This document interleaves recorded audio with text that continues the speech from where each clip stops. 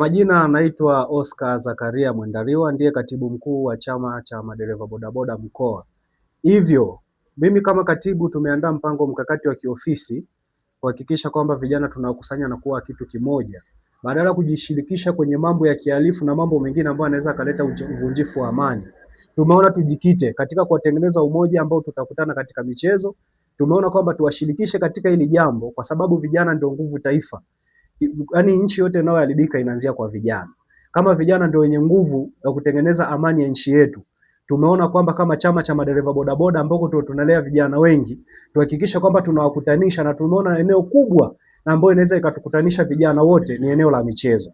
Hivyo kwa kushirikiana na wadau wapenda michezo pamoja na serikali ya Jamhuri ya Muungano wa Tanzania, tukishirikiana pamoja na ofisi ya mkuu wa mkoa, mkuu wa wilaya, dasi na wengineo wapenda michezo hususan RPC wa mkoa wa Rukwa, tumehakikisha kwamba tunawakutanisha vijana na kuanza bonanza la kwanza ambalo linatukutanisha sisi kama vijana bajaji na bodaboda kushiriki pamoja na kutoa elimu ya kulinda amani ya nchi yetu. Sisi kama viongozi wa bodaboda tunashukuru wadau wote ambao wanashiriki katika mchezo huu, kuwapa kwamba tunasema kwamba sio inaishia hapa, ni endelevu, ambapo kimsingi mpango mkakati wetu kama ofisi.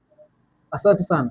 Sisi kama viongozi wa bodaboda mkoa, lengo letu na lengo la michezo hii ya kirafiki, tunataka kuunganisha madereva, maafisa usafirishaji kwa ajili ya kutengeneza amani ya nchi yetu. Tumeona kwamba hawa vijana tusipowaunganisha kwa njia ya michezo, hatuwezi kuwafanya wawe na umoja.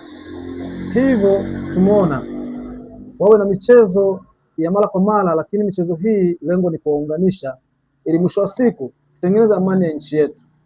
Wasipotambuana na kujuana hawa vijana kama afisa usafirishaji upande wa bajaji na upande wa bodaboda, kimsingi hatuwezi kutengeneza umoja wao. Kwa hiyo tumeomba serikali katika vipindi hivi ambavyo tunatengeneza umoja wa vijana hawa, watupe ushirikiano. Lengo letu ni kutengeneza amani ya mkoa wetu, hasa kipindi hichi ambacho tunaelekea tarehe 7 mwezi wa 7, ambapo jicho la serikali linaangalia usalama wa nchi, nasi tunaungana na serikali kuhakikisha usalama wa nchi ni mkubwa. Baada ya kusema hayo, mimi nashukuru sana.